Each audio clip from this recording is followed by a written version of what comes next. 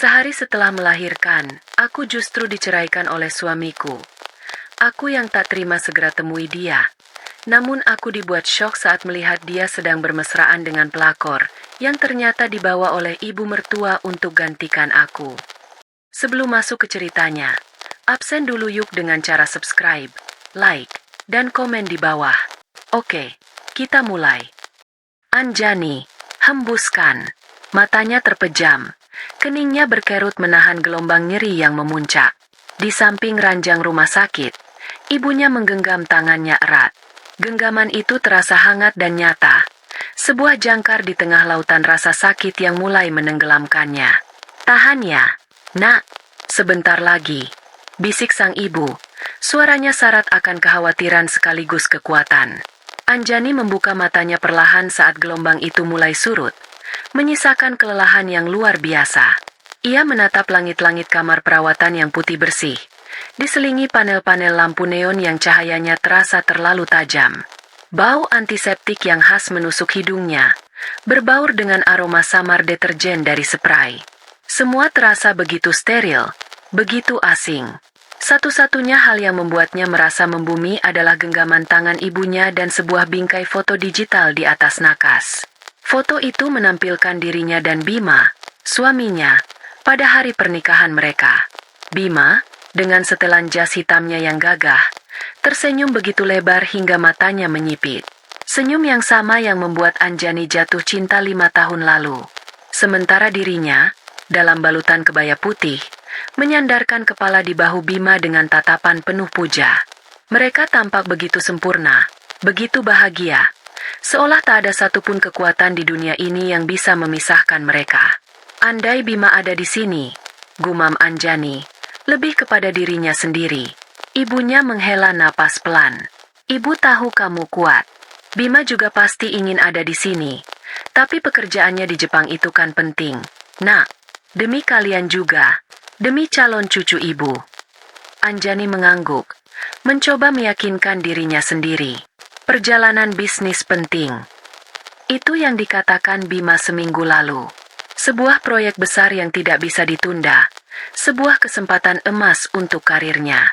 Anjani, seperti biasa, mendukungnya penuh. Ia yang membantu Bima menyiapkan semua keperluannya. Memastikan setiap kemeja disetrika dengan rapi, setiap dokumen tersimpan di dalam tas kerjanya. Ia bahkan membawakan bekal rendang kering kesukaan Bima, agar suaminya itu tidak terlalu merindukan masakan rumah. Ia adalah istri yang sempurna, atau setidaknya ia selalu berusaha menjadi seperti itu. Sejak menikah, Anjani rela meninggalkan posisi manajernya yang cemerlang di sebuah perusahaan multinasional. Bima yang memintanya. Aku ingin kamu jadi ratu di rumah kita. Sayang, aku yang akan bekerja keras untukmu dan anak-anak kita nanti, kata Bima kala itu, dengan tatapan tulus yang meluluhkan hatinya. Anjani percaya. Ia menanggalkan semua ambisi pribadinya, menukarnya dengan impian membangun keluarga yang hangat bersama pria yang paling ia cintai. Ia tidak pernah menyesalinya. Melihat Bima pulang kerja dengan wajah lelah namun selalu tersenyum untuknya adalah kebahagiaan terbesarnya. Menyiapkan sarapan, merawat rumah, hingga mengelola keuangan keluarga, semua ia lakukan dengan sepenuh hati. Ia bahkan secara diam-diam terus memantau investasi dan aset mereka. Bima tidak terlalu pandai mengelola uang. Ia cenderung boros dan mudah tergiur hal-hal mewah. Anjani lah yang menjadi rem, menjadi bendahara tak terlihat yang memastikan masa depan mereka aman. Bima hanya tahu semua baik-baik saja, tanpa pernah menyadari betapa lihai istrinya mengatur setiap sen yang masuk dan keluar. Ponselnya di atas nakas bergetar pelan. Dengan sedikit susah payah, Anjani menggeser tubuhnya dan meraih benda pipih itu. Sebuah pesan dari grup teman-teman kuliahnya, berisi doa dan semangat. Ia tersenyum tipis, lalu membuka aplikasi pesan lain. Jarinya berhenti di nama kontak, suamiku tercinta, yang dihiasi emoji hati. Ia mengetik dengan satu tangan, sementara tangan lainnya mengelus perutnya yang besar dan kencang. Mas, kontraksinya sudah mulai teratur. Kata dokter sebentar lagi masuk ruang bersalin. Doakan aku ya. Aku dan jagoan kecil kita tidak sabar bertemu papanya. Pesan itu terkirim, ditandai dengan 2 centang biru. Anjani menatap layar, menunggu dengan cemas. Ia membayangkan Bima di Jepang, mungkin sedang berada di tengah rapat penting, atau sedang berjalan di antara gedung-gedung tinggi di Tokyo. Ia pasti akan sangat senang menerima kabar ini. Ia pasti akan langsung menelepon, memberikan semangat, dan menyesal karena tidak bisa berada di sisinya. Beberapa menit berlalu dalam keheningan yang menegangkan, hanya dipecah oleh suara detak jarum jam di dinding dan dengung mesin pendingin ruangan. Lalu, ponselnya bergetar lagi. Balasan dari Bima. Dengan hati berdebar, Anjani membukanya. Jaga diri. Kabari lagi nanti. Hanya itu. 4 kata. Singkat, dingin, dan tanpa satupun emoji. Senyum di bibir Anjani perlahan memudar. Ia membaca ulang pesan itu, mencoba mencari makna tersembunyi, mencari kehangatan yang biasanya selalu ada dalam setiap pesan dari Bima. Tapi tidak ada. Pesan itu terasa seperti balasan dari orang asing. "Kenapa, Nak?" tanya ibunya, melihat perubahan raut wajah Anjani. "Tidak apa-apa, Bu." Mas Bima balas. Dia bilang suruh jaga diri. Jawab Anjani, berusaha agar suaranya tidak bergetar. Mungkin dia sedang sibuk sekali. Ibunya mengangguk maklum. "Pasti. Sudah, jangan terlalu dipikirkan. Fokus saja pada persalinanmu." Kasihan bayinya kalau ibunya banyak pikiran. Anjani mencoba mengangguk, tetapi hatinya terasa ganjil. Sebuah firasat buruk yang dingin merayap di benaknya. Namun ia segera menepisnya. Tidak, ini bukan waktunya untuk berpikiran negatif. Bima mencintainya. Bima tidak sabar menanti kelahiran anak pertama mereka. Ia pasti benar-benar sibuk. Ya, hanya itu alasannya. Ia meletakkan kembali ponselnya, namun matanya masih tertuju pada bingkai foto digital. Foto itu berganti, menampilkan momen saat mereka berlibur di Bali. Bima memeluknya dari belakang di tepi pantai saat matahari terbenam, membisikkan janji-janji manis di telinganya. "Aku akan selalu menjagamu, selamanya." Anjani memejamkan mata, mencoba mengingat kembali kehangatan pelukan itu, ketulusan suara itu. Rasa mulas itu datang lagi, kali ini lebih kuat, lebih menyakitkan dari sebelumnya. Anjani mencengkeram lengan ibunya, napasnya terengah-engah. Rasa sakit fisik itu untuk sesaat berhasil mengalihkan kegelisahan hatinya. Ia tidak punya waktu untuk memikirkan pesan singkat Bima. Ia harus fokus. Demi bayinya. Demi jagoan kecil mereka yang akan segera lahir ke dunia. Ia harus kuat. Untuk dirinya. Dan untuk putranya. Seorang perawat masuk ke dalam ruangan. Memeriksa kondisi Anjani dengan sigap. "Sudah bukaan 8. Bu Anjani. Kita siap-siap ke ruang bersalin ya." Jantung Anjani berdegup kencang. Campuran antara takut dan antusias. Inilah saatnya. Saat yang telah ia nantikan selama 9 bulan. Ia akan menjadi seorang ibu. Ia akan memberikan Bima hadiah terindah dalam hidup mereka. Dengan sisa tenaga yang ia punya, Anjani tersenyum pada ibunya. Di benaknya, ia membayangkan wajah bahagia Bima saat melihat foto bayi mereka nanti. Senyum itu pasti akan secerah matahari, menghapus semua keraguan dan firasat buruk yang sempat hinggap di hatinya. Ia percaya itu. Ia harus percaya itu. Saat ranjang didorong keluar dari kamar perawatan menuju koridor panjang yang terang benderang, Anjani melirik sekali lagi ke arah nakas. Bingkai foto digital itu kini menampilkan foto lain. Foto saat Bima mencium perutnya yang mulai membuncit, dengan tatapan penuh cinta dan harapan. Gambar itu adalah benteng terakhirnya, pengingat akan kebahagiaan yang ia yakini masih utuh dan menunggunya. Ia tidak tahu bahwa benteng itu akan segera runtuh berkeping-keping, dihancurkan oleh badai pengkhianatan yang datang dari arah yang paling tidak ia sangka-sangka. Di tengah gemerlap kota Tokyo, ribuan kilometer jauhnya, suaminya tidak sedang memikirkannya, tidak sedang mendoakannya. Suaminya sedang merayakan awal dari kehidupan baru, sebuah kehidupan di mana Anjani dan bayi mereka tidak lagi memiliki tempat. Dinding ruang bersalin seolah ikut bergetar setiap kali Anjani menjerit. Rasa sakit itu kini bukan lagi sekadar lilitan, melainkan seperti ribuan pisau yang menghunjam seluruh tubuhnya secara bersamaan. Keringat membasahi dahi dan punggungnya, membuat gaun rumah sakit yang ia kenakan terasa lengket dan tidak nyaman. Di antara cahaya lampu operasi yang menyilaukan, ia bisa melihat wajah-wajah tegang dokter dan perawat yang bergerak cepat di sekelilingnya.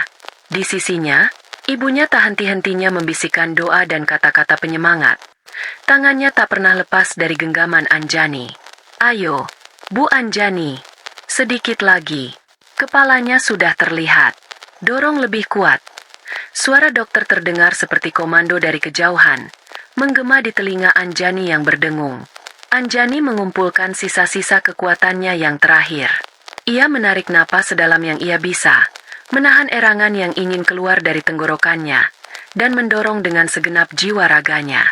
Ia mendorong semua rasa sakit, semua kelelahan, semua harapan, dan semua cintanya untuk Bima dan bayi mereka. Ia membayangkan wajah Bima, membayangkan keluarga kecil bahagia yang akan mereka bangun. Bayangan itu memberinya kekuatan superhuman. Dan kemudian, dalam satu momen yang terasa magis, semua tekanan itu lenyap, digantikan oleh kelegaan yang luar biasa dan suara tangisan melengking yang memenuhi seluruh ruangan. Tangis kehidupan. Tangis putranya. Air mata langsung mengalir di pipi Anjani. Kali ini bukan karena rasa sakit, melainkan karena kebahagiaan yang membuncah hingga sesak. Semua perjuangannya terbayar lunas. Ia berhasil. Mereka berhasil. "Selamat, Bu." Putranya lahir dengan selamat. "Sehat dan tampan," kata dokter sambil tersenyum. Seorang perawat dengan cekatan membersihkan bayi mungil itu, membungkusnya dengan selimut hangat, lalu dengan lembut meletakkannya di dada Anjani. Kontak kulit ke kulit itu mengirimkan sengatan kehangatan yang menjalar ke seluruh tubuh Anjani. Ia menatap makhluk kecil di dekapannya. Kulitnya masih sedikit kemerahan, rambutnya tipis dan hitam, matanya terpejam rapat, dan mulutnya yang mungil terus bergerak mencari sumber kehidupan. "Sempurna. Putranya begitu sempurna. Jagoan Mama," bisik Anjani. Suaranya serak dan bergetar. Ia mencium puncak kepala bayinya yang beraroma khas. Aroma paling wangi yang pernah ia hirup seumur hidupnya. Dunianya seolah menyempit. Hanya ada dirinya dan putranya. Suara-suara di sekelilingnya meredup. Cahaya lampu tak lagi terasa menyilaukan. Yang ada hanyalah detak jantungnya yang berpadu dengan detak jantung mungil di dadanya. Inilah puncak kebahagiaannya. Inilah momen yang akan ia ceritakan pada Bima. Ibunya juga menangis terharu, mengelus rambut Anjani dengan lembut. "Cucu laki-lakiku. Terima kasih, Nak. Kamu hebat." Beberapa saat kemudian, setelah tali pusar dipotong dan beberapa prosedur pasca persalinan selesai, seorang perawat mendekati Anjani. "Bu, ini ponselnya. Mungkin bapaknya sudah menunggu kabar." Anjani tersenyum penuh terima kasih. Benar, ia harus segera mengabari Bima. Ia harus membagi kebahagiaan ini. Dengan tangan yang masih sedikit gemetar, ia menerima ponselnya. Layar ponsel itu menyala, menampilkan beberapa notifikasi. Matanya langsung tertuju pada satu nama. Bima. Ada pesan baru darinya. Jantung Anjani berdebar kencang karena antisipasi. Ia membayangkan pesan itu berisi puluhan emoji hati dan ucapan selamat yang panjang. Mungkin Bima juga mengirimkan foto dirinya yang sedang menangis bahagia di Jepang. Dengan senyum masih terukir di bibirnya, sambil terus mendekap putranya, Anjani membuka pesan itu. Namun, yang ia lihat bukanlah ucapan selamat. Yang ia baca bukanlah untayan kata cinta. Yang ia baca adalah sebuah kalimat pendek yang menusuk langsung ke jantungnya, merobek seluruh kebahagiaan yang baru saja ia rasakan. "Maaf, Anjani. Aku rasa kita sudah tidak cocok. Dengan ini aku jatuhkan talak 3 untukmu." Waktu seolah berhenti. Senyum di wajah Anjani membeku, lalu perlahan luruh. Napasnya tercekat di tenggorokan. Ia membaca kalimat itu lagi, dan lagi, dan lagi. Otaknya menolak untuk memproses. Talak? Tidak cocok? Apa maksudnya ini? Apakah Bima salah kirim? Atau ini hanya lelucon yang sangat tidak lucu? Ia ingin membalas, ingin bertanya, ingin memaki. Tapi jari-jarinya kaku. Matanya terpaku pada layar. Dan kemudian, seolah pukulan pertama belum cukup telak, sebuah gambar mulai terunduh tepat di bawah pesan teks itu. Gambar itu perlahan menjadi jelas. Piksel demi piksel, menyusun sebuah adegan yang menghancurkan sisa-sisa hatinya menjadi debu. Itu adalah Bima, suaminya. Tersenyum lebar. Lebih lebar dari senyum di foto pernikahan mereka. Ia tidak sendirian. Lengannya merangkul mesra pinggang seorang wanita lain. Seorang wanita yang Anjani kenali sebagai Ralin, rekan kerja Bima. Ralin menyandarkan kepalanya di bahu Bima. Matanya menatap kamera dengan sorot kemenangan. Mereka berdua tampak begitu serasi, begitu bahagia. Di belakang mereka, kelopak-kelopak bunga sakura berwarna merah muda yang lembut berguguran, menjadi saksi bisu pengkhianatan paling keji yang pernah ada. Dunia Anjani runtuh. Suara di sekelilingnya hilang sama sekali. Dengung di telinganya menjadi begitu keras hingga ia tidak bisa mendengar tangisan bayinya sendiri. Tidak bisa mendengar suara ibunya yang panik memanggil namanya. Kehangatan dari tubuh mungil di dadanya kini terasa membakar. Seperti bara api yang mengingatkannya pada buah dari cinta yang ternyata palsu. Ruang bersalin yang tadinya menjadi saksi keajaiban, kini berubah menjadi ruang penyiksaan. Bau antiseptik yang tadi terasa steril, kini terasa seperti bau kematian. Kematian pernikahannya, kematian cintanya, kematian semua mimpinya. Ia baru saja berjuang antara hidup dan mati untuk melahirkan seorang putra. Dan di saat yang bersamaan, pria yang seharusnya menjadi pelindungnya, pria yang ia puja, justru menikamnya dari belakang dengan belati paling tajam. Ia tidak hanya menceraikannya. Ia menceraikannya lewat pesan singkat. Ia menceraikannya saat ia sedang melahirkan anak mereka. Ia menceraikannya untuk bersama wanita lain. Semua terasa seperti mimpi buruk. Anjani memejamkan matanya erat-erat. Berharap saat ia membukanya lagi, semua ini akan hilang. Ia akan kembali berada di kamar perawatan, menunggu Bima menelepon dengan suara penuh cinta. Tapi saat ia membuka matanya, layar ponsel itu masih menyala. Foto Bima dan Ralin masih terpampang di sana, mengejeknya, menertawakan kebodohannya. Sebuah erangan kecil lolos dari bibirnya. Bukan erangan kesakitan fisik, melainkan erangan jiwa yang tercabik-cabik. Air mata akhirnya jatuh, satu tetes, lalu disusul tetesan lain, mengalir deras membasahi pipinya, jatuh ke selimut yang membungkus putranya. Anjani, nak, kamu kenapa? Suara ibunya akhirnya menembus kabut tebal di benaknya. Anjani tidak menjawab. Ia tidak bisa. Bibirnya keluh. Yang bisa ia lakukan hanyalah menatap kosong ke depan. Sementara di dalam dirinya, sesuatu telah pecah. Sesuatu telah mati. Tapi di tengah puing-puing kehancurannya, di dasar jurang keputusasaannya, sesuatu yang lain mulai bangkit. Sebuah benih kecil. Bukan lagi kesedihan. Bukan lagi kekecewaan. Itu adalah amarah.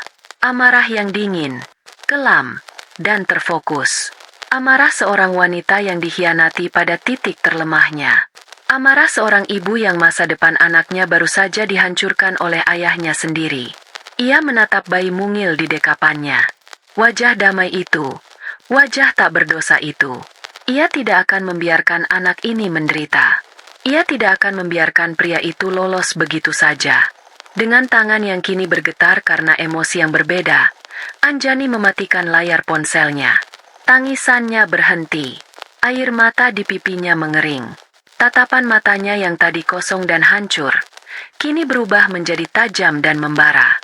Ia mungkin baru saja melahirkan seorang putra, tapi di saat yang sama, seorang ratu yang pendendam juga telah lahir dari rahim rasa sakit. Bima dan wanita itu sedang merayakan kebahagiaan mereka di Jepang. Mereka tidak tahu, surga dunia yang sedang mereka nikmati itu akan segera ia ubah menjadi neraka. Neraka yang ia ciptakan sendiri, dengan ujung jarinya. Dunia di sekitar Anjani kembali berputar perlahan, seperti sebuah proyektor film yang baru saja diperbaiki. Suara-suara yang tadinya tenggelam kini mulai terdengar lagi, meski masih teredam. Isak tangis ibunya, Suara perawat yang bertanya dengan cemas, dan detak ritmis monitor jantung di sebelahnya. Namun, Anjani tidak lagi peduli pada semua itu. Di dalam kepalanya, hanya ada keheningan yang dingin dan menusuk. Keheningan yang lahir dari badai kehancuran. Ia menatap ponsel di tangannya. Layar itu sudah gelap. Namun bayangan foto Bima dan Ralin yang tersenyum bahagia di bawah bunga sakura seolah terpatri di retinanya. Ia tidak lagi merasakan sakit di hatinya.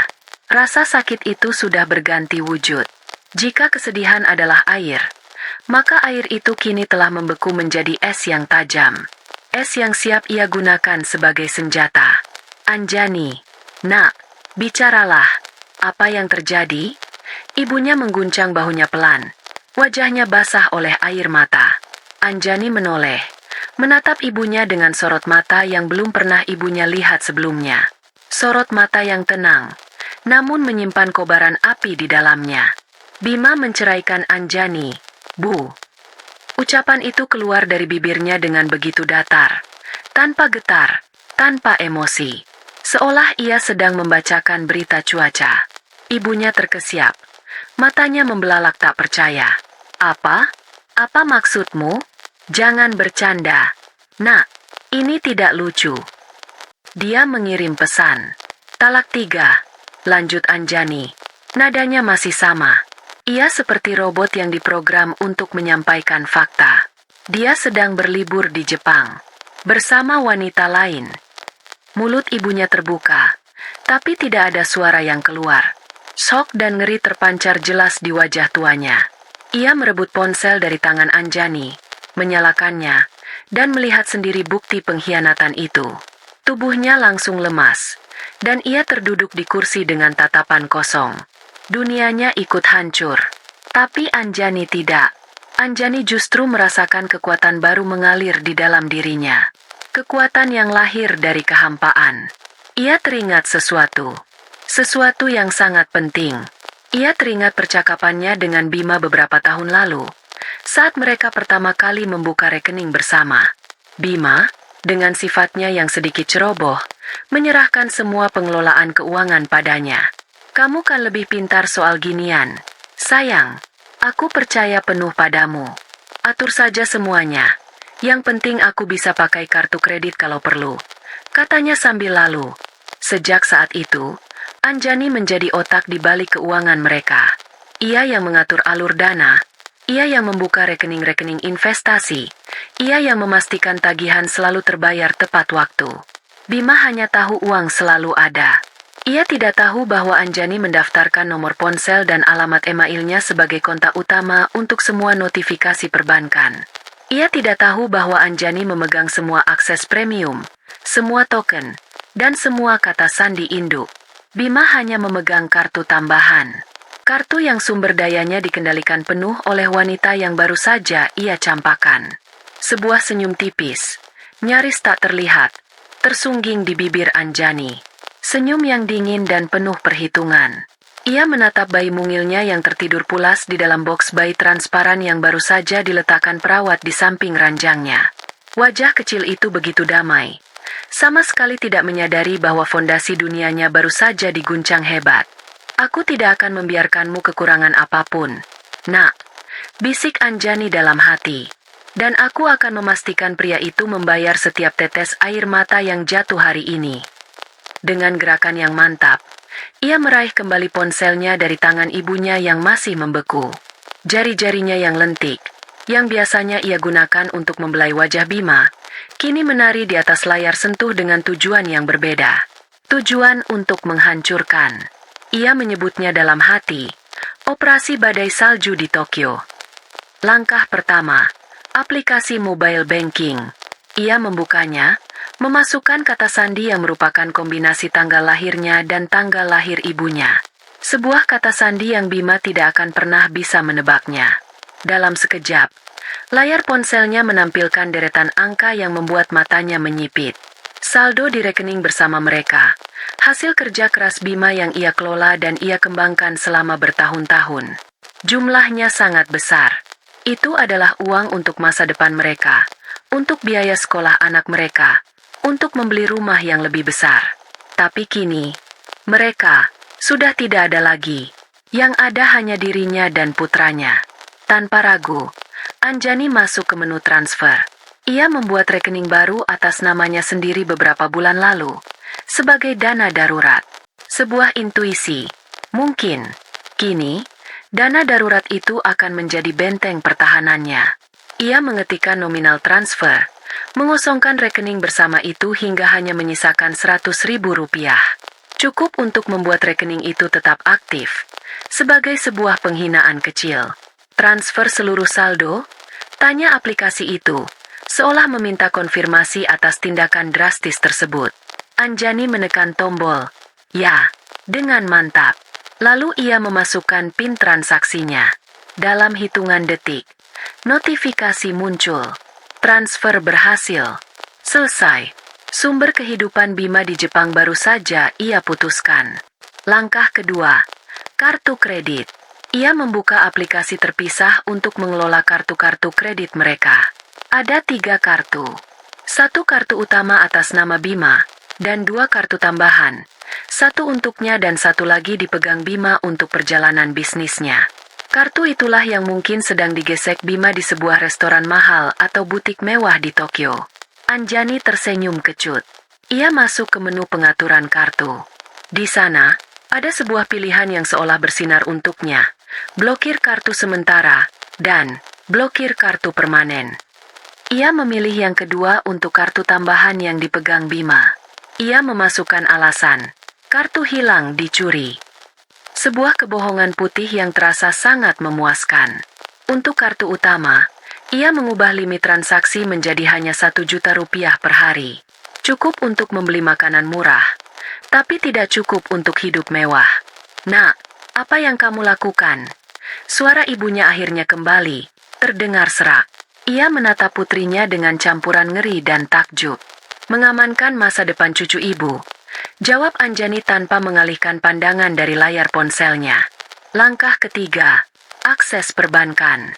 Ini adalah langkah paling krusial. Ia masuk ke profil internet banking, mengubah kata sandi yang selama ini mereka gunakan bersama. Ia menggantinya dengan kombinasi nama kecil putranya dan tanggal kelahirannya hari ini. Sebuah kata sandi baru yang melambangkan awal hidupnya yang baru. Ia juga mengubah pertanyaan keamanan dan memastikan nomor ponsel verifikasi hanya terhubung ke nomornya. Kini, Bima terkunci sepenuhnya dari kerajaannya sendiri.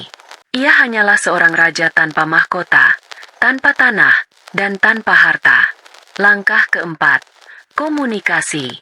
Ia membuka aplikasi WhatsApp, menatap sekali lagi foto profil Bima yang masih tersenyum. Dengan satu sentuhan, ia memblokir nomor itu. Lalu ia masuk ke daftar kontaknya, melakukan hal yang sama. Ia tidak ingin mendengar suaranya, tidak ingin membaca pembelaannya. Pintu komunikasi sudah ia tutup rapat-rapat. Jika Bima ingin bicara, ia harus mencari jalan pulang terlebih dahulu. Jalan pulang yang kini tidak lagi mudah. Setelah semua selesai, Anjani meletakkan ponselnya. Ia menarik napas panjang. Sebuah napas lega yang terasa begitu membebaskan. Ia tidak menangis lagi. Matanya kering, tapi hatinya terasa lapang. Ia telah mengambil kembali kendali. Ia bukan lagi korban yang terbaring lemah di ranjang pesakitan. Ia adalah seorang ratu yang baru saja merebut kembali kerajaannya. Ia menoleh ke arah ibunya, yang menatapnya dengan mulut sedikit ternganga. "Ibu, Anjani butuh bantuan." Ibunya mengerjapkan mata, seolah tersadar dari lamunan. "Apa, Nak?" "Apapun. Hubungi pengacara keluarga kita, Paman Rudi. Bilang padanya Anjani butuh dia segera. Bilang ini kasus perceraian dengan perselingkuhan. Minta dia siapkan semua dokumen yang diperlukan. Dan tolong, jangan biarkan siapapun dari keluarga Bima tahu soal ini dulu, atau mencoba menghubungi Anjani. Anjani butuh waktu." Ibunya mengangguk dengan sigap, melihat ketegasan di mata putrinya. Ia tahu Anjani akan baik-baik saja. Putrinya yang dulu lembut dan penurut kini telah berubah. Persalinan dan pengkhianatan di hari yang sama telah menempa sebuah pribadi baru yang terbuat dari baja. Seorang perawat masuk untuk memeriksa kondisi Anjani dan bayinya. "Semua bagus. Bu, ibu dan bayinya sehat. Ibu sungguh kuat. Anjani tersenyum tulus pada perawat itu. Terima kasih, Sus. Saya memang kuat. Ya, ia memang kuat. Lebih kuat dari yang pernah ia bayangkan. Ia menatap lagi putranya yang masih tertidur. Ia akan membesarkan anak ini sendirian. Ia akan memberikannya dunia. Dan untuk Bima, ia tidak mengharapkan permintaan maaf atau penyesalan. Ia hanya menginginkan satu hal. Ia ingin melihat pria itu dan selingkuhannya pulang ke Indonesia tanpa sepeser uang pun. Ia ingin melihat mereka merangkak, bersujud, dan memohon di hadapannya. Bukan untuk dimaafkan, tapi untuk merasakan secuil saja dari kehancuran yang telah mereka berikan padanya. Badai salju di Tokyo baru saja dimulai, dan Anjani akan menjadi pusat dari badai itu, mengendalikannya dari ranjang rumah sakitnya yang sunyi. Di sisi lain bumi, di sebuah restoran di puncak gedung pencakar langit Shinjuku, Bima mengangkat gelas sampanyenya. Gemerlap lampu kota Tokyo terhampar di bawahnya seperti permadani bintang. Pemandangan yang begitu memukau hingga terasa tidak nyata. Di seberang meja, Ralin tersenyum manja. Gaun merahnya yang ketat berkilau di bawah cahaya lilin. Untuk kita, sayang. Untuk awal yang baru, kata Bima. Suaranya terdengar sedikit mabuk oleh sampanye dan kebahagiaan. Untuk kita, balas Ralin, mendentingkan gelasnya ke gelas Bima. Dan untuk kebebasanmu. Bima tertawa. Ya, kebebasan. Ia akhirnya bebas. Beberapa jam yang lalu, ia telah mengirimkan pesan itu. Pesan singkat yang memutus belenggu pernikahannya dengan Anjani. Ia merasa sedikit bersalah. Tentu saja. Anjani adalah istri yang baik, terlalu baik, malah terlalu sederhana, terlalu membosankan. Hidupnya terlalu teratur, terlalu terencana. Bima butuh percikan, butuh gairah, butuh petualangan. Dan semua itu ia temukan pada Ralin. Ralin adalah kebalikan dari Anjani. Ia liar, spontan, dan tahu cara menikmati hidup. Ia tidak pernah menanyakan pengeluarannya. Malah selalu mendorongnya untuk membeli barang-barang terbaik. Bersamanya, Bima merasa seperti raja. Apa menurutmu dia sudah membacanya? Tanya Ralin, sambil menyuapkan sepotong wagyu steak ke mulutnya. Pasti sudah. Paling sekarang dia sedang menangis di pojokan. Sudahlah, jangan bicarakan dia lagi. Malam ini adalah malam kita, kata Bima, mencoba mengusir bayangan wajah Anjani dari benaknya. Mereka melanjutkan makan malam mewah mereka, tertawa dan bercanda, merencanakan sisa liburan mereka. Mereka akan pergi ke Kyoto besok, lalu ke Osaka. Mereka akan berbelanja sepuasnya, menginap di hotel-hotel terbaik. Dunia serasa menjadi milik mereka berdua. Setelah makan malam yang menghabiskan biaya setara dengan gaji manajer junior di Jakarta, mereka memutuskan untuk berjalan-jalan di Ginza, distrik perbelanjaan paling mewah di Tokyo. Mata Ralin berbinar melihat deretan butik desainer ternama. Sayang, lihat tas itu. Bagus sekali. Rengeknya, menunjuk sebuah tas tangan kulit di etalase sebuah butik Prancis. Bima, yang sedang dalam suasana hati yang sangat baik, langsung menariknya masuk. Pilih saja yang kamu suka. Apapun untukmu. Ralin memekik senang dan langsung mencoba beberapa tas. Akhirnya, ia memilih satu yang harganya membuat Bima menelan ludah sejenak. Tapi ia segera memasang senyum lebarnya. Ia adalah raja, dan raja tidak pernah mengkhawatirkan harga. Ia mengeluarkan kartu kredit andalannya, sebuah kartu platinum dengan limit tak terbatas. Atau begitulah yang ia kira. Dengan angkuh, ia menyerahkannya pada pramuniaga yang membungkuk hormat. Pramuniaga itu menggesek kartunya. Dua kali. Lalu, wajahnya menunjukkan ekspresi bingung. Mohon maaf, Tuan.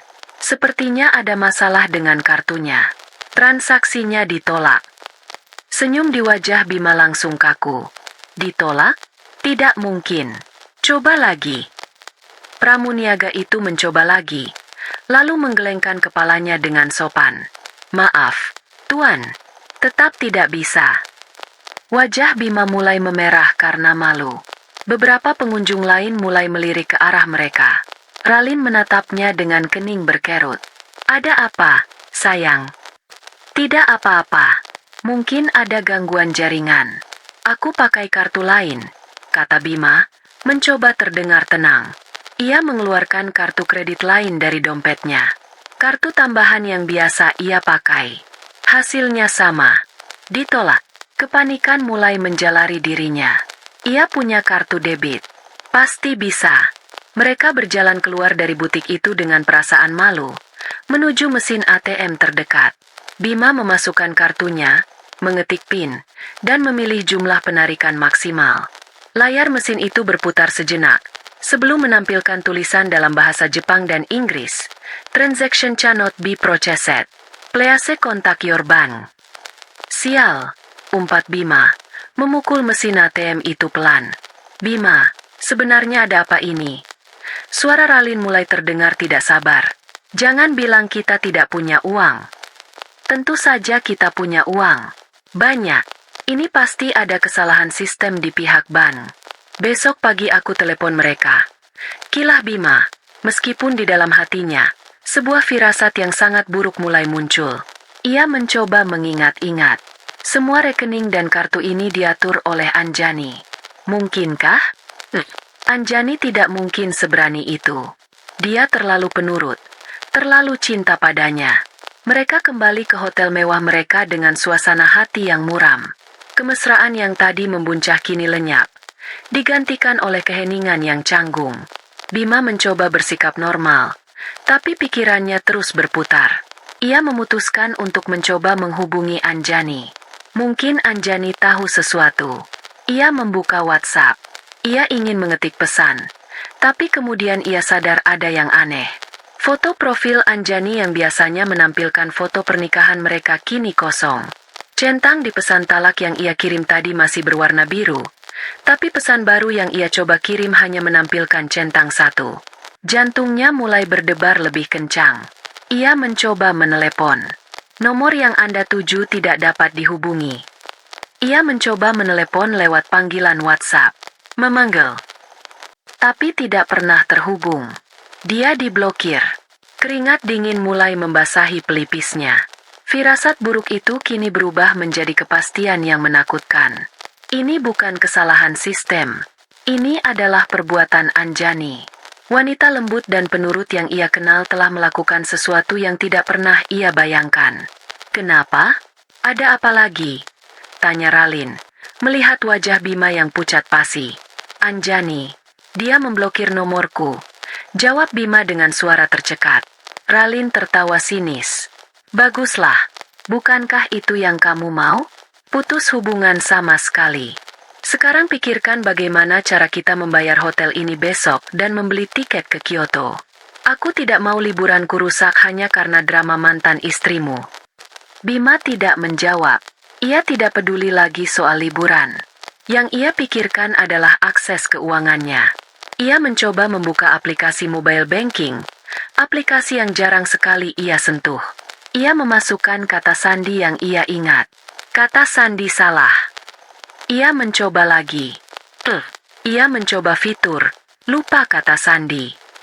Aplikasi itu meminta verifikasi yang dikirimkan ke nomor ponsel dan email Anjani. Ia tamat. Ia benar-benar terkunci dari uangnya sendiri. Semua hartanya, hasil kerja kerasnya, kini berada di luar jangkauannya. Ia terdampar di salah satu kota termahal di dunia bersama wanita yang mulai menatapnya dengan tatapan meremehkan. Kemewahan yang ia gunakan untuk memikat Ralin kini menjadi bumerang. Ia menatap keluar jendela kamarnya. Lampu-lampu kota Tokyo yang tadi terlihat seperti permadani bintang, kini tampak seperti mata-mata yang mengejeknya. Surga palsu yang ia bangun dengan mengorbankan keluarganya, runtuh dalam sekejap. Ia baru sadar, selama ini ia bukanlah raja. Ia hanyalah seorang pangeran manja yang hidup dari kemurahan hati ratunya. Dan sang ratu baru saja mencabut semua fasilitasnya. Bima terduduk lemas di tepi ranjang, merasakan teror yang sesungguhnya untuk pertama kali dalam hidupnya. Ia tidak tahu bahwa di saat yang sama, di sebuah ranjang rumah sakit di Jakarta, Anjani sedang tersenyum sambil menyusui putra mereka. Badai salju telah tiba di Tokyo, dan Bima berada tepat di pusatnya, membeku tanpa bisa berbuat apa-apa. 3 hari setelah persalinan, Anjani diizinkan pulang. Saat ia meninggalkan rumah sakit, ia tidak terlihat seperti seorang wanita yang baru saja hancur hatinya. Ia berjalan tegak, dengan dagu terangkat. Di pelukannya, terbungkus selimut biru lembut, adalah seluruh dunianya yang baru. Ibunya berjalan di sampingnya, membawa tas perlengkapan bayi dengan raut wajah yang merupakan campuran antara kesedihan atas nasib putrinya dan kebanggaan luar biasa atas kekuatannya. Mereka tidak kembali ke rumah yang pernah ia tinggali bersama Bima. Rumah itu, yang dulu ia sebut sebagai istananya, kini terasa seperti monumen kegagalan, sebuah TKP di mana semua mimpinya dibunuh. Sebagai gantinya, mereka menuju rumah masa kecilnya, rumah orang tuanya, sebuah tempat yang selalu memberinya rasa aman. Di sana, ayahnya sudah menunggu di ambang pintu. Seorang pria pendiam yang tidak banyak bicara. Namun tatapan matanya saat melihat Anjani dan cucu pertamanya sudah mengatakan segalanya. Ia mengambil alih tas-tas dari tangan istrinya, lalu mengulurkan satu tangannya untuk mengelus pipi Anjani dengan lembut. Sebuah gestur sederhana yang mengandung ribuan kata dukungan. "Selamat datang di rumah, Nak." "Selamat datang, jagoan kakek," bisiknya. Anjani tersenyum. Senyum tulus pertama sejak ia membaca pesan dari Bima. Di sini, di antara orang-orang yang mencintainya tanpa syarat, ia tahu ia tidak sendirian. Kamar tidurnya yang dulu telah diubah menjadi sebuah kamar perawatan yang nyaman. Ada ranjang bayi baru di sudut ruangan, sebuah lemari kecil yang sudah terisi penuh dengan pakaian bayi, dan semua perlengkapan yang ia butuhkan. Orang tuanya telah menyiapkan segalanya. Mereka telah membangun lapisan pertama dari benteng yang akan melindunginya. Hari-hari pertama berlalu dalam rutinitas baru yang menenangkan. Mengganti popok, menyusui, menimang bayinya hingga tertidur. Anjani menenggelamkan dirinya dalam tugas-tugas keibuan. Setiap kali ia menatap wajah mungil putranya, tekadnya semakin mengeras. Ia harus kuat, bukan hanya untuk dirinya, tapi untuk makhluk kecil tak berdosa ini. Pada hari kelima, saat sedang duduk di tepi ranjang sambil menyusui, ibunya masuk dan duduk di sampingnya. "Sudah kamu pikirkan nama untuknya?" tanya sang ibu lembut. Anjani mengangguk. Ia sudah memikirkannya sejak lama, bahkan sebelum semua kekacauan ini terjadi. Dulu, ia dan Bima sudah setuju pada satu nama. Sebuah nama yang kini terasa pahit di lidahnya. Ia tidak akan menggunakan nama itu. Putranya berhak mendapatkan nama baru. Sebuah nama yang melambangkan awal yang baru, bukan akhir yang menyakitkan. "Arka," kata Anjani dengan suara mantap. Namanya Arka. Dalam bahasa Sanskerta, artinya matahari, cahaya, atau sesuatu yang dipuja. Ibunya tersenyum haru. "Nama yang indah. Dia memang matahari kecilmu. Cahayamu di tengah kegelapan." "Dia bukan hanya cahayaku, Bu," sahut Anjani. Matanya menatap lekat pada Arka yang menyusu dengan tenang. "Dia adalah alasanku untuk membakar dunia jika perlu. Dia adalah bentengku, dan aku adalah bentengnya." Sejak hari itu, dunia Anjani memiliki pusat gravitasi yang baru. Semua yang ia lakukan demi Arka. Ia tidak lagi punya waktu untuk meratapi nasib atau menangisi pengkhianatan. Ia punya seorang putra untuk dibesarkan, dan sebuah perang untuk dimenangkan. Pengacaranya, Paman Rudi, datang ke rumah pada akhir minggu pertama. Ia seorang pria parubaya yang bijaksana, sudah seperti keluarga sendiri. Ia duduk di ruang tamu, mendengarkan dengan saksama saat Anjani menceritakan semuanya dari awal hingga akhir. Anjani tidak menangis. Ia menyajikan fakta dengan runtut dan jelas, lengkap dengan bukti tangkapan layar pesan WhatsApp dan foto perselingkuhan Bima. Setelah Anjani selesai, Paman Rudi menghela napas panjang. Ini lebih dari sekadar kejam, Anjani. Ini adalah perbuatan yang tidak manusiawi. Aku tidak butuh belas kasihan, Paman. Aku butuh keadilan, kata Anjani tegas. Aku ingin memastikan hak asuh Arka jatuh sepenuhnya ke tanganku. Aku ingin semua aset yang terdaftar atas namaku dan semua dana yang sudah aku amankan tetap menjadi milikku dan Arka. Aku ingin Bima tidak mendapatkan sepeser pun. Paman Rudi menatapnya dengan kagum. Kamu sudah melakukan langkah yang tepat dengan membekukan asetnya. Itu memberimu posisi tawar yang sangat kuat. Secara hukum, apa yang ada di rekening bersama adalah harta Gonogini. Tapi dengan bukti perselingkuhan yang begitu kuat, dan fakta bahwa dia meninggalkanmu saat kamu sedang melahirkan, hakim akan cenderung berpihak padamu, terutama dalam hal hak asuh anak. Bagus, kata Anjani. Apa langkah selanjutnya? Kita akan ajukan gugatan cerai secepatnya.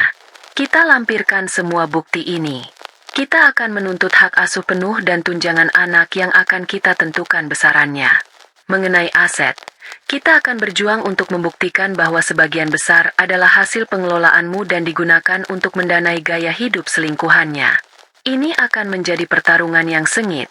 Anjani, kamu siap? Anjani menoleh ke arah box bayi di sudut ruangan, di mana Arka tertidur dengan napasnya yang teratur. Aku lahir untuk ini, Paman.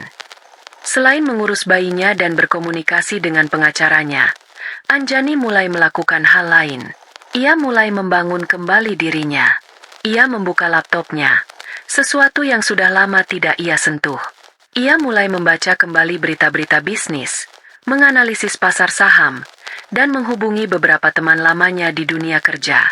Ia tidak berencana untuk kembali bekerja dalam waktu dekat, tapi ia ingin otaknya tetap tajam. Ia ingin memastikan bahwa ia tidak akan pernah lagi bergantung pada siapapun secara finansial. Sahabat baiknya, Sarah, datang menjenguk. Ia datang dengan membawa puluhan kantong hadiah, namun wajahnya penuh kekhawatiran. Ia memeluk Anjani erat. Aku tidak tahu harus berkata apa. An, aku ingin sekali menghajar si brengsek itu, kata Sarah dengan geram. Anjani tersenyum tipis. Tidak perlu. Aku sudah melakukannya. Dengan cara yang lebih elegan. Anjani kemudian menceritakan operasi badai salju yang ia lancarkan. Mata Sarah membelalak. Lalu ia tertawa terbahak-bahak. Ya Tuhan, Anjani, kamu adalah idolaku. Aku selalu tahu ada singa betina di dalam dirimu yang manis itu. Dukungan dari Sarah terasa menyegarkan. Mereka tidak membicarakan kesedihan. Mereka membicarakan strategi. Sarah, yang bekerja di bidang humas, bahkan memberikan beberapa ide cemerlang tentang bagaimana membangun narasi jika kasus ini sampai ke media. Anjani juga mulai membereskan barang-barang yang mengingatkannya pada Bima. Ia meminta bantuan ayahnya untuk mengemasi semua pakaian dan barang-barang pribadi Bima dari rumah lama mereka dan menyimpannya di gudang. Ia mengganti semua foto pernikahan mereka dengan foto-foto Arka. Ia menciptakan sebuah ruang aman yang baru, sebuah kepompong di mana ia dan putranya bisa tumbuh tanpa bayang-bayang masa lalu yang menyakitkan. Setiap malam, setelah Arka tertidur, Anjani akan duduk di dekat jendela, menatap langit malam. Ia tidak lagi memikirkan Bima di Jepang. Ia tidak peduli apakah Bima menderita atau tidak. Penderitaan Bima bukanlah tujuannya. Penderitaan Bima hanyalah efek samping dari tujuannya yang sebenarnya, membangun kehidupan yang lebih baik untuk putranya. Benteng itu semakin hari semakin kokoh. Fondasinya adalah cinta orang tuanya. Dindingnya adalah dukungan sahabatnya. Menara pengawasnya adalah nasihat hukum dari pengacaranya. Dan di dalam benteng itu, seorang ratu dan pangeran kecilnya memulai babak baru. Anjani tidak tahu kapan perangnya akan berakhir. Tapi ia tahu satu hal. Ia tidak akan kalah. Malam pertama tanpa uang di Tokyo adalah malam terpanjang dalam hidup Bima. Ia dan Ralin nyaris tidak berbicara. Ralin tidur memunggunginya di ranjang king size yang terasa terlalu besar dan dingin, sementara Bima duduk di sofa dekat jendela, menatap kosong ke arah lampu kota sambil mencoba menghubungi siapapun di Indonesia yang mungkin bisa membantunya. Hasilnya nihil. Semua teman dekatnya tahu betapa Anjani mengelola keuangannya, dan tidak ada yang mau mengambil risiko mengiriminya uang di belakang Anjani. Keesokan paginya, neraka yang sesungguhnya dimulai. Telepon dari resepsionis berdering tepat pukul 11 siang, mengingatkan dengan sangat sopan bahwa waktu check-out mereka adalah pukul 12. Kepanikan melanda Bima. Tagihan hotel mereka selama beberapa hari terakhir, termasuk layanan kamar dan makan malam mewah semalam, pastilah sangat besar. Bagaimana ini, Bim? Kita harus bayar, desak Ralin. Suaranya tajam dan penuh tuduhan. Ia sudah mengenakan pakaian dan riasan lengkap, seolah menolak untuk mengakui bahwa surga mereka telah berakhir. Bima mencoba jalan terakhir. Ia turun ke lobi, menemui manajer hotel, dan mencoba bernegosiasi. Ia menjelaskan masalah perbankan yang sedang ia alami, dan berjanji akan membayar semuanya begitu masalah itu selesai. Manajer itu, seorang pria Jepang yang sangat sopan namun tegas, mendengarkan dengan sabar sebelum menggelengkan kepalanya. Kami turut prihatin, Tuan. Tapi kami tidak bisa membiarkan Anda pergi sebelum tagihannya dilunasi, katanya dengan tenang. Setelah perdebatan yang alot dan memalukan, sebuah solusi tercapai. Bima dan Ralin harus meninggalkan sebagian besar barang belanjaan mereka sebagai jaminan.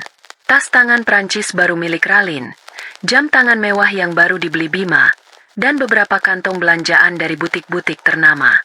Ralin nyaris menangis saat menyerahkan tas kesayangannya, menatap Bima dengan tatapan penuh kebencian. Mereka akhirnya bisa keluar dari hotel itu, tapi hanya dengan satu koper pakaian dan sejumlah kecil uang tunai yen yang tersisa di dompet Bima. Jumlah yang bahkan tidak cukup untuk menyewa taksi ke stasiun. Dengan perasaan terhina, mereka berjalan kaki sambil menyeret koper mereka, di bawah tatapan ingin tahu orang-orang yang lalu lalang. Ginza yang kemarin terasa glamor, hari ini terasa seperti panggung yang mengejek kemiskinan mereka. Ini semua salahmu, desis Ralin, saat mereka berhenti di sebuah sudut jalan. Bagaimana bisa kamu membiarkan istrimu mengendalikan semuanya? Laki-laki macam apa kamu ini? Mantan istri, koreksi Bima lemah. Aku tidak tahu dia akan senekat ini. Erael, dia tidak pernah seperti ini. Oh, jadi sekarang kamu membelanya? Mungkin kamu memang pantas mendapatkan wanita membosankan seperti dia. Bentak Ralin, tidak peduli lagi dengan tatapan orang di sekitar mereka. Pertengkaran itu adalah awal dari akhir.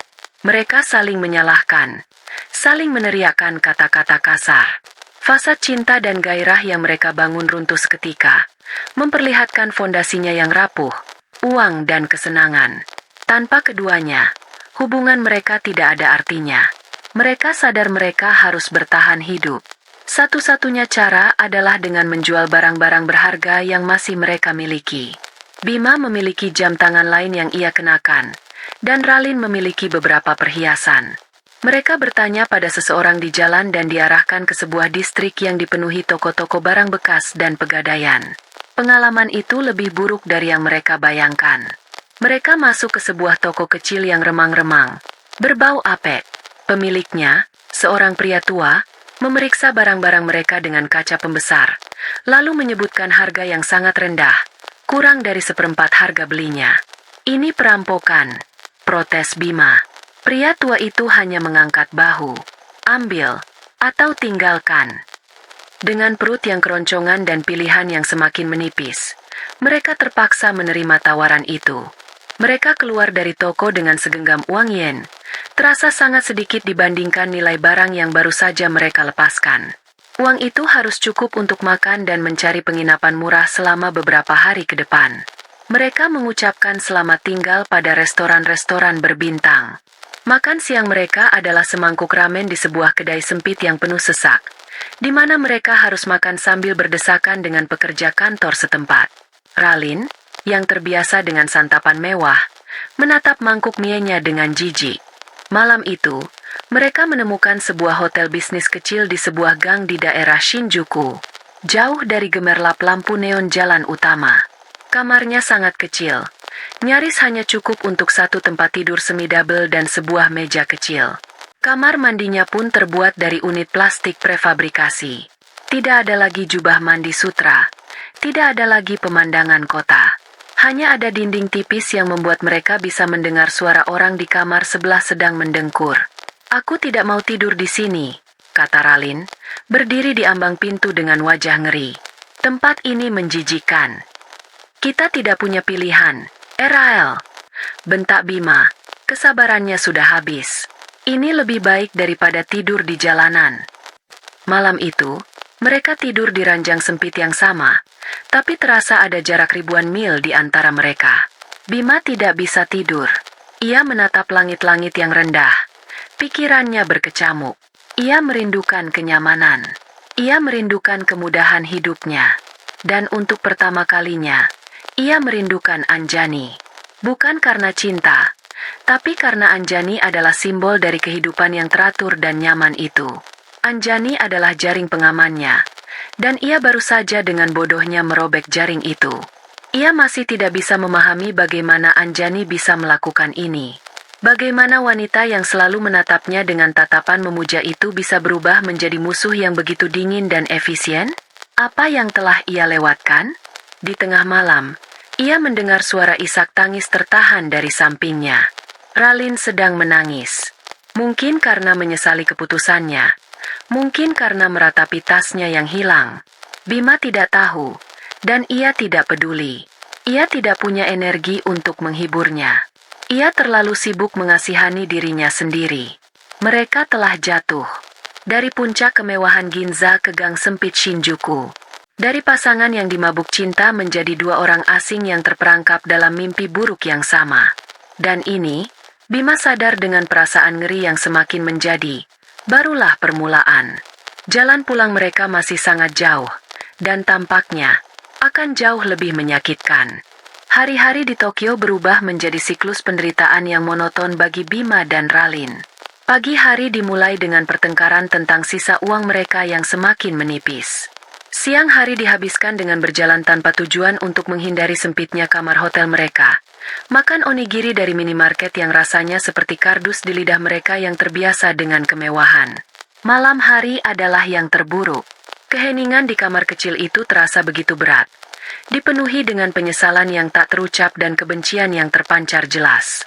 Uang hasil penjualan barang-barang mereka terkuras dengan cepat hanya untuk biaya penginapan dan makanan paling dasar. Bima tahu, mereka tidak bisa bertahan lebih lama lagi.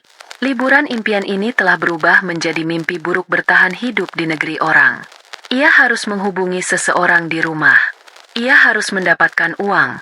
Entah bagaimana caranya. Ia tidak bisa lagi menggunakan ponselnya sendiri. Pulsanya sudah habis. Dan ia tidak punya uang untuk membeli paket roaming internasional. Ia juga takut jika nomornya dilacak. Keputusasaan membuatnya melakukan hal yang tidak pernah ia bayangkan.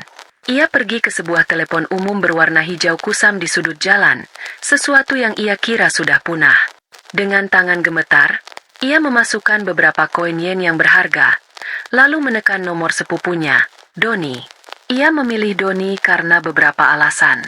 Doni lebih muda darinya, dan Bima selalu merasa bisa sedikit mengaturnya. Doni juga tidak terlalu dekat dengan Anjani, jadi Bima berharap ia akan lebih netral. Ia berharap Doni akan luluh oleh ceritanya dan mau mentransfer sejumlah uang secara diam-diam. Telepon berdering beberapa kali sebelum akhirnya diangkat. Halo? Suara Doni terdengar di ujung sana, ribuan kilometer jauhnya.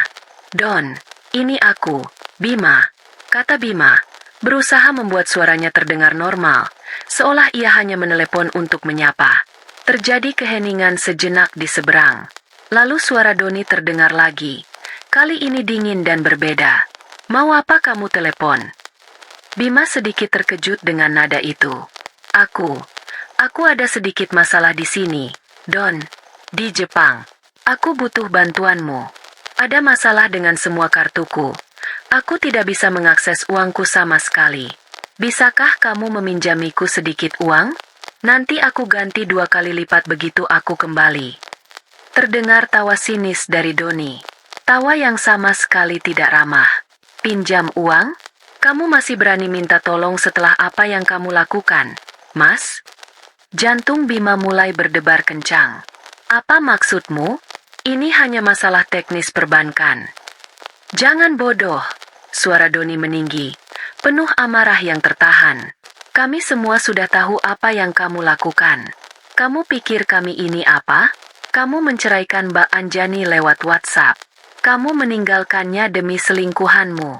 Dan kamu melakukan itu semua saat dia sedang berjuang melahirkan anakmu.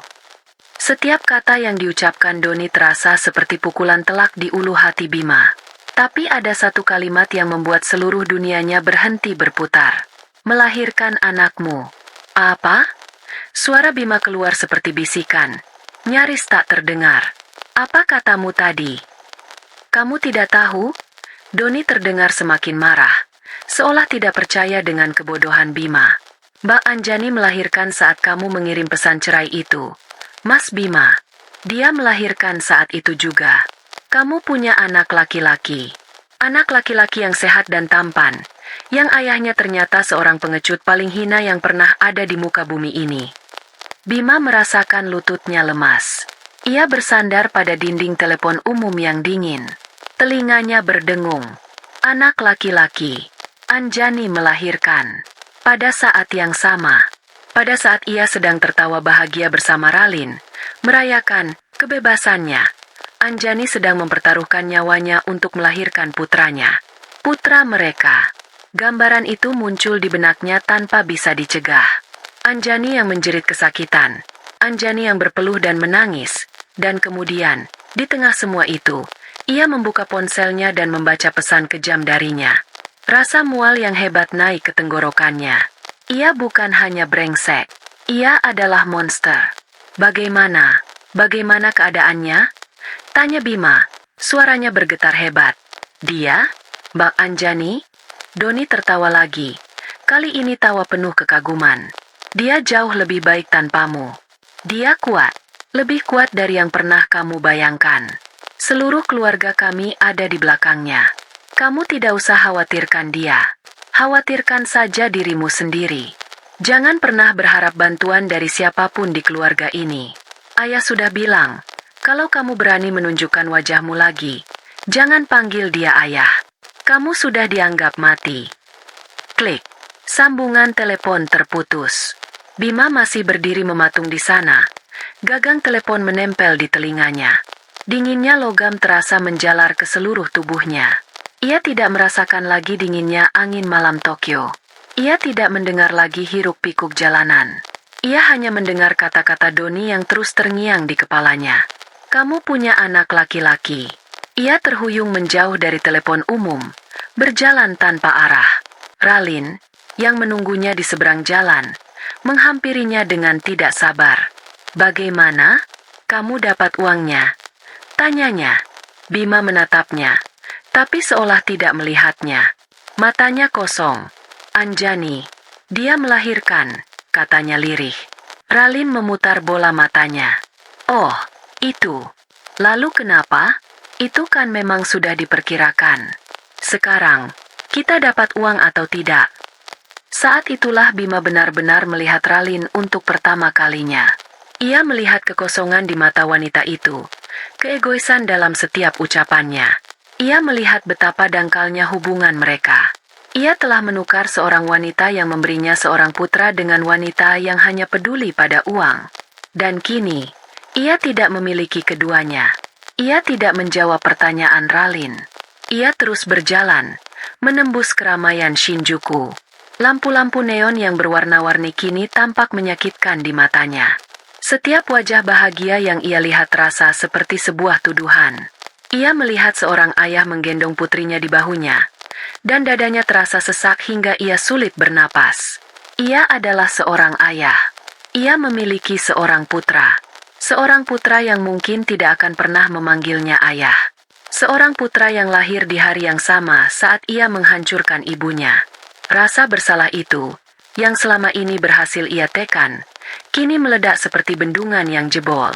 Rasa itu begitu besar, begitu menyesakan, hingga ia harus berhenti dan membungkuk, memegangi perutnya seolah ia benar-benar terluka secara fisik. Ia tidak menangis. Rasa sakitnya terlalu dalam untuk air mata.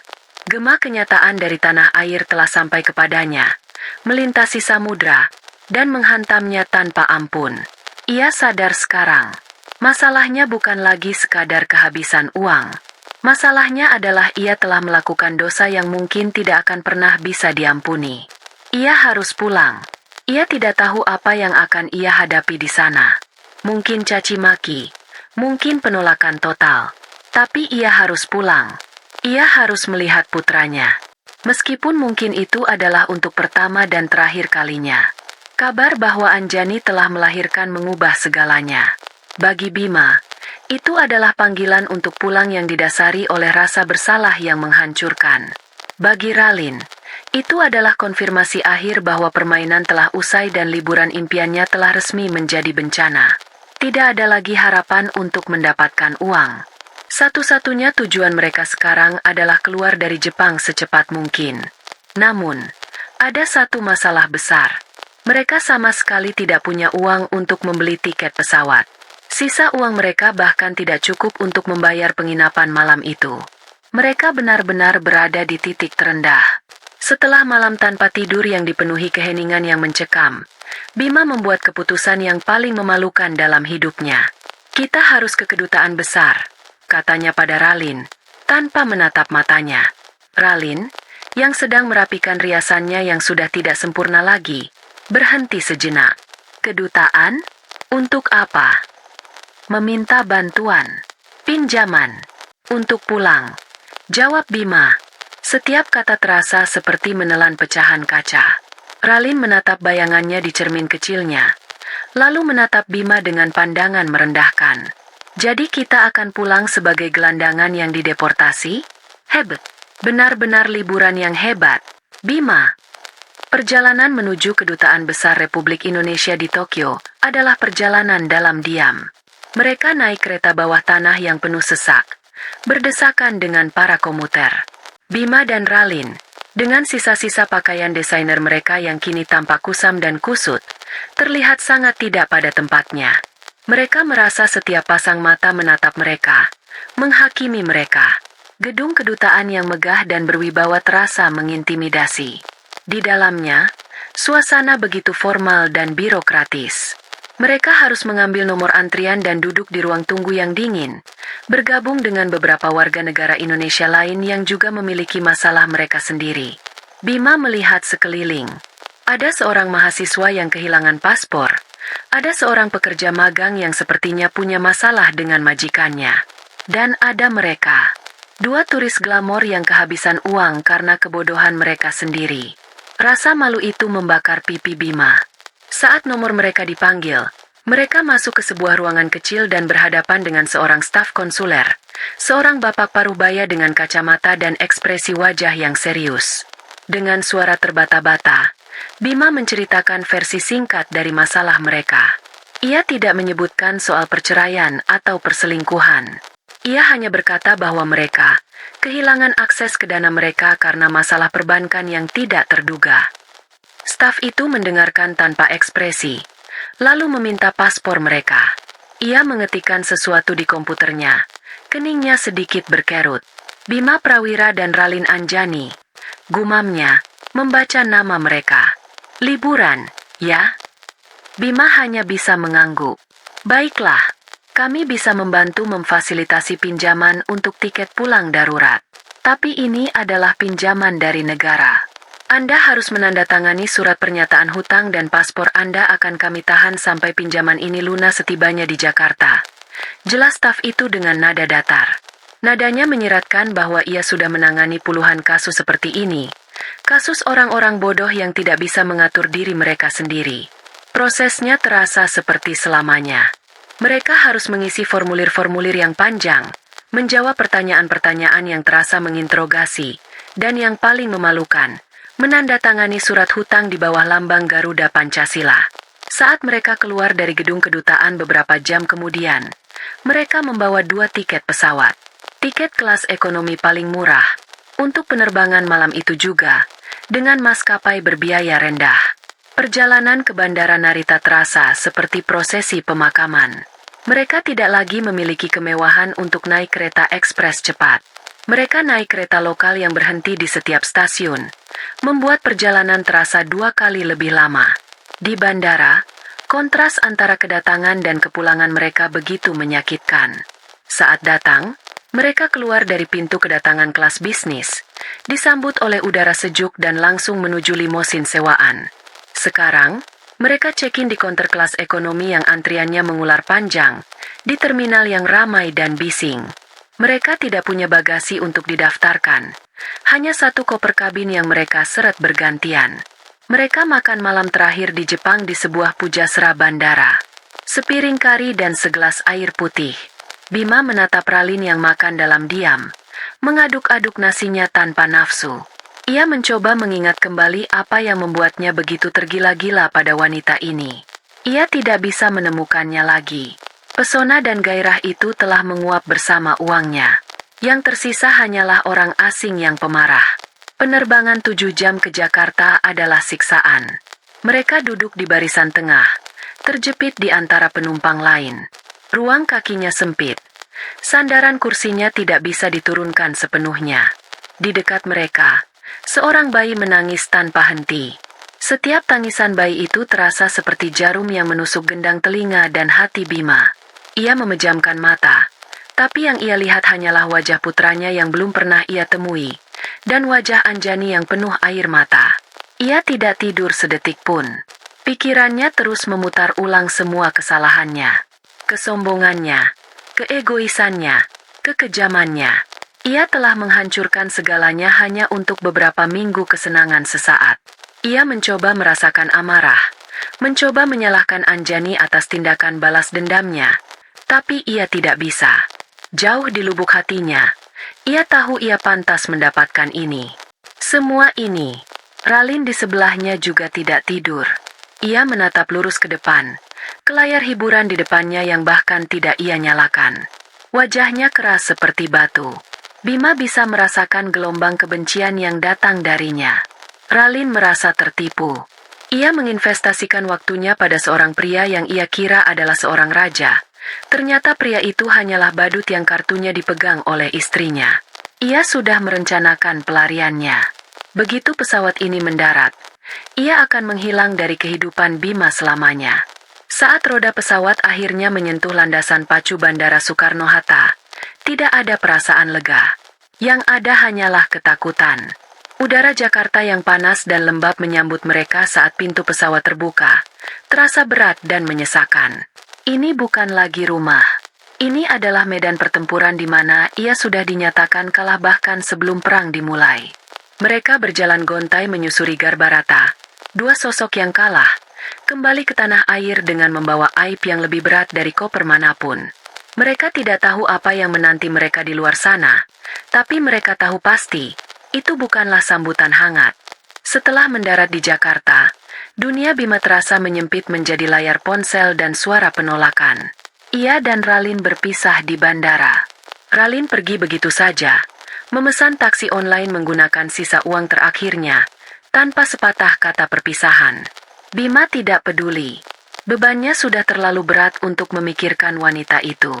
Ia menumpang taksi ke rumah orang tuanya. Sebuah perjalanan yang terasa seperti menuju tiang gantungan. Sambutan yang ia terima persis seperti yang digambarkan Doni. Ayahnya tidak mau menemuinya. Hanya ibunya yang keluar dengan mata bengkak karena menangis. Ibunya tidak memeluknya. Ia hanya menatap putranya dengan tatapan kecewa yang begitu dalam. Pergilah, Bima. Jangan buat ayahmu semakin marah. Selesaikan masalahmu sendiri. Kamu sudah menghancurkan nama baik keluarga ini, katanya, sebelum menutup pintu di depan wajahnya. Ditolak oleh keluarganya sendiri adalah pukulan terakhir yang meremukkan sisa-sisa harga diri Bima. Ia kini benar-benar sebatang kara. Selama 2 hari, ia hidup menggelandang. Ia menumpang dari satu teman ke teman lain, tapi tak ada yang mau menampungnya lama. Kabar tentang perbuatannya sudah menyebar seperti api, dan tak ada satupun yang bersimpati padanya. Ia menjadi paria. Dalam keputusasaannya yang paling dalam, ia sadar hanya ada satu jalan. Ia harus bertemu Anjani. Ia harus memohon, bukan lagi untuk uang atau untuk rujuk. Ia hanya ingin kesempatan untuk menebus dosanya, untuk setidaknya diizinkan melihat putranya. Ia tidak punya nomor Anjani, jadi ia menghubungi Paman Rudi, pengacara Anjani, setelah mendapatkan nomornya dari seorang teman. Suara di seberang telepon terdengar dingin dan profesional. Bima mengemis. Suaranya serak karena kurang tidur dan stres. Memohon untuk sebuah pertemuan. Paman Rudi hanya berkata akan menyampaikannya pada kliennya dan akan memberi kabar. Penantian itu adalah siksaan. Akhirnya, setelah 1 hari penuh, sebuah pesan masuk ke ponsel Bima dari nomor yang tidak dikenal. Pesan dari Paman Rudi. Ibu Anjani setuju untuk bertemu. Besok, pukul 10 pagi, di kediaman orang tuanya. Datanglah sendiri. Bima membaca ulang pesan itu. Ada tambahan lagi di bawahnya. Pesan tambahan dari klien saya. Jika Anda membawa wanita itu, pintu tidak akan pernah dibukakan untuk Anda. Anehnya, Ralin menghubunginya malam itu. Ia terdengar panik. Sepertinya kenyataan juga telah menghantamnya. Ia tidak punya uang, teman-temannya menjauhinya, dan reputasinya di kantor hancur. Ia sadar bahwa satu-satunya cara untuk mungkin keluar dari masalah ini adalah dengan ikut memohon pada Anjani. Bima, yang sudah tidak punya apa-apa lagi untuk ditawarkan, dengan lemah menyetujui agar Ralin ikut dengannya, mengabaikan peringatan Anjani. Mungkin, pikirnya, jika mereka berdua memohon, Anjani akan luluh. Sebuah kesalahan perhitungan yang fatal. Keesokan paginya, mereka tiba di depan rumah orang tua Anjani. Rumah yang dulu sering Bima datangi, kini terasa seperti benteng asing yang mengancam. Bima ragu-ragu, tapi Ralin mendorongnya untuk menekan bel. Pintu dibuka oleh ayah Anjani. Pria itu menatap Bima dengan sorot mata tajam dan dingin. Lalu pandangannya beralih ke Ralin yang berdiri di belakang Bima dengan pandangan meremehkan. Sudah saya duga kamu akan melanggar satu-satunya syarat yang diberikan, kata ayah Anjani, suaranya berat. Tapi Anjani sudah menduganya. Dia bilang, biarkan saja mereka masuk, ya. Biar sekalian Anjani tunjukkan di mana tempat mereka. Pintu dibukakan lebih lebar. Mereka melangkah masuk ke dalam ruang tamu yang terasa begitu dingin. Padahal tidak ada pendingin ruangan yang menyala. Di sana, di sofa tunggal yang paling besar, duduklah Anjani. Jantung Bima seolah berhenti berdetak. Ini bukan Anjani yang ia kenal. Anjani yang ia tinggalkan adalah seorang wanita hamil yang manis dan sedikit manja. Anjani yang ada di hadapannya kini adalah seorang ratu. Ia mengenakan gaun rumah sederhana namun tampak begitu anggun. Rambutnya ditata rapi. Wajahnya dirias tipis, memancarkan aura ketenangan yang menakutkan. Ia tidak terlihat sedih atau marah. Ia hanya terlihat berkuasa. Dan di pelukannya, tertidur dengan damai, adalah seorang bayi mungil yang terbungkus selimut. Putranya, Arka, melihat putranya untuk pertama kali menghantam Bima seperti badai. Bayi itu begitu kecil, begitu sempurna. Dan ia telah menyakiti ibu dari malaikat kecil ini dengan cara yang paling hina. Bima dan Ralin hanya berdiri mematung di dekat pintu, tidak berani melangkah lebih jauh. Ayah Anjani berdiri di sudut ruangan, melipat tangan di dada, seperti seorang pengawal kerajaan.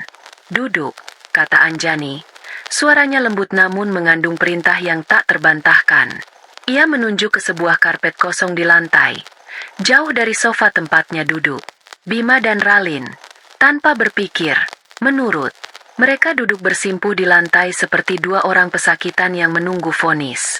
Kontras antara posisi mereka dan posisi Anjani yang duduk anggun di singgasananya begitu kentara. Keheningan menyelimuti ruangan. Hanya terdengar suara napas Arka yang teratur. Anjani tidak langsung berbicara. Ia membiarkan mereka tersiksa dalam keheningan itu. Membiarkan mereka merasakan betapa kecil dan tidak berartinya mereka di hadapannya. Akhirnya, ia menatap Bima. Jadi, mulainya, bagaimana liburanmu di Jepang? Pertanyaan itu, yang diucapkan dengan nada santai, terasa lebih menampar daripada ribuan makian. Bima tidak sanggup menjawab. Ia hanya bisa menundukkan kepalanya. Aku, Anjani, aku minta maaf, bisik Bima. Suaranya pecah. Aku tahu kata maaf tidak ada artinya. Aku hilaf. Aku bodoh. Aku. Hilaf? Potong Anjani. Suaranya masih tenang. Hilaf itu saat kamu salah memilih menu makan siang. Bima. Bukan saat kamu merencanakan liburan dengan wanita lain menggunakan uang keluarga, lalu menceraikan istrimu lewat pesan singkat tepat saat ia berjuang antara hidup dan mati untuk melahirkan putramu. Itu bukan hilaf. Itu adalah pilihan sadar. Pilihan yang kejam. Setiap kata adalah belati. Bima merasakan air matanya mulai mengalir.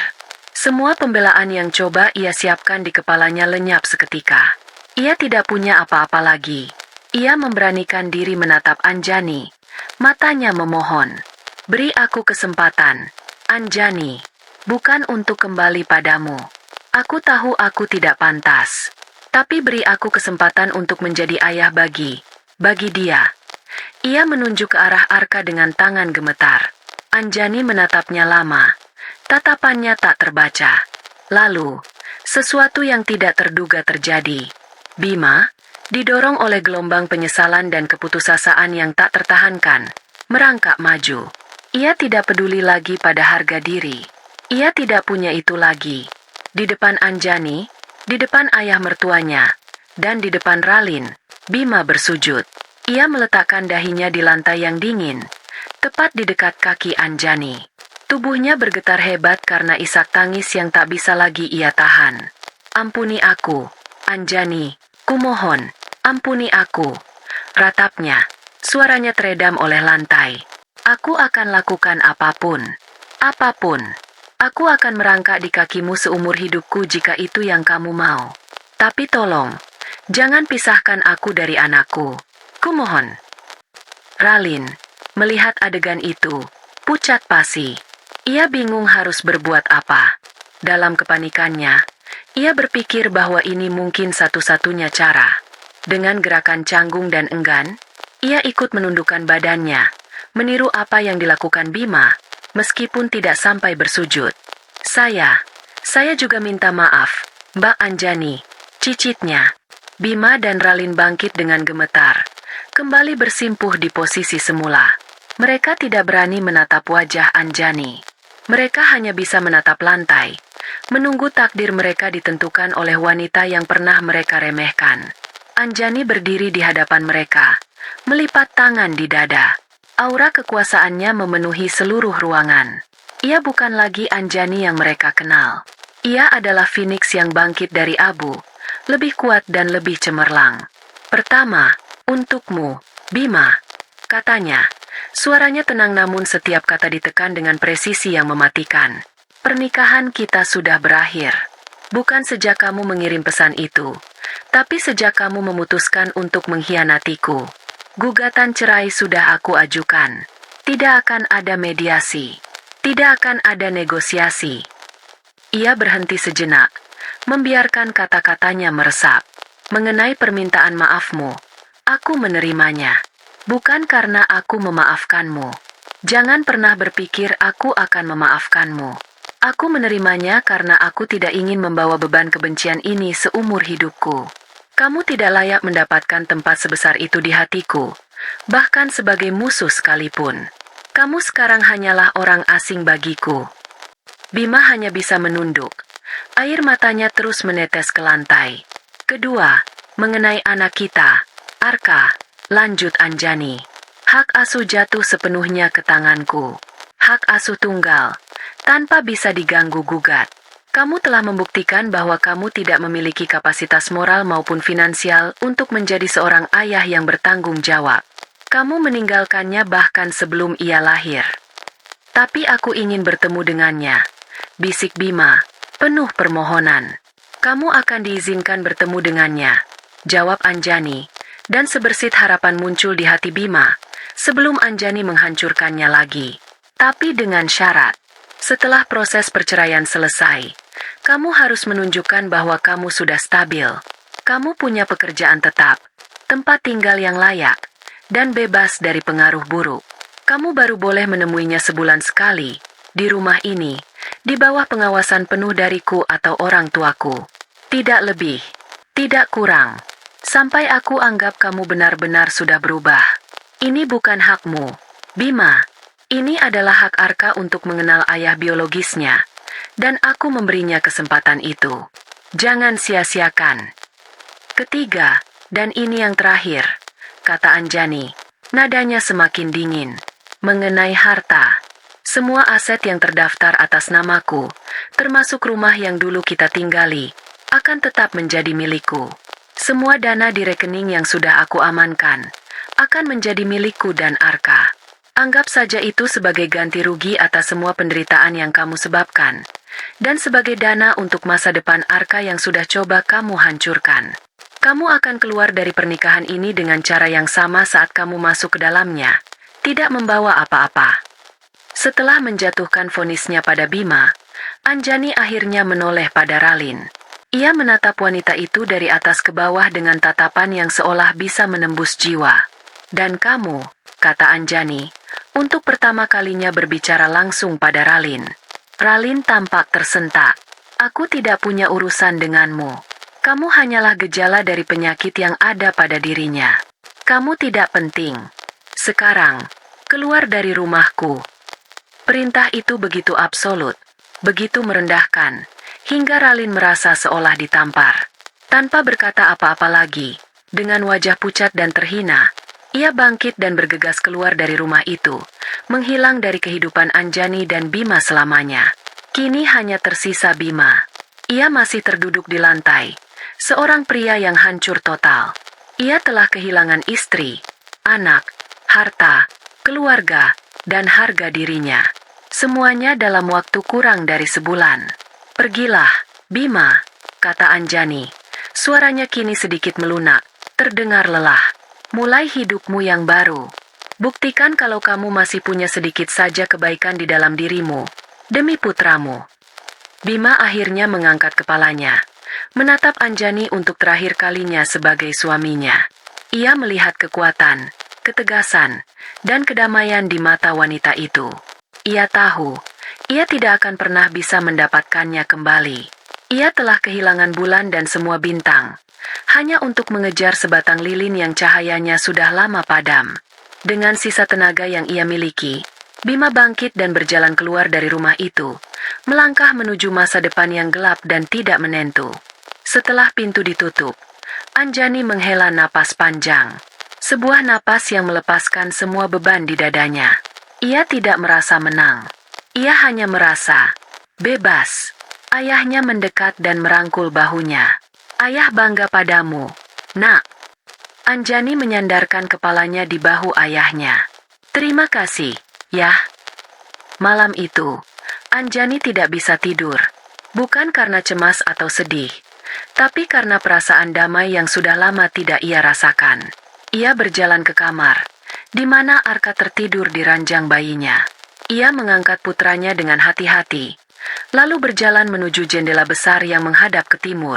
Ia duduk di kursi goyang, memeluk Arka erat di dadanya. Ia menatap keluar. Langit masih gelap, namun di ufuk timur, segaris cahaya keemasan mulai muncul, perlahan mengusir kegelapan malam. Fajar sedang menyingsing. Anjani tersenyum sambil menatap wajah mungil putranya. Luka di hatinya mungkin tidak akan pernah hilang sepenuhnya. Luka itu akan menjadi bagian dari dirinya. Pengingat akan kekuatan yang tidak pernah ia tahu ia miliki. Ia telah melalui badai tergelap dalam hidupnya, dan ia keluar sebagai pemenang. Ia telah kehilangan seorang suami, tapi ia menemukan dirinya sendiri. Ia menemukan kekuatan untuk berjuang, kekuatan untuk memaafkan dirinya sendiri karena pernah begitu buta, dan yang terpenting, ia telah dianugerahi cinta terbesar dalam hidupnya, yang kini tertidur pulas di pelukannya. Saat sinar matahari pertama menyentuh wajahnya, Anjani tahu bahwa ini adalah awal yang baru, fajar yang baru. Ia tidak lagi butuh seorang pangeran atau istana. Ia akan membangun kerajaannya sendiri, bersama pangeran kecilnya. Dan di kerajaan itu, ia adalah sang ratu. Bukan karena warisan atau pernikahan, tapi karena ia telah menempa mahkotanya sendiri dari puing-puing kehancuran. Ia kuat, ia bebas, dan ia siap menghadapi hari esok.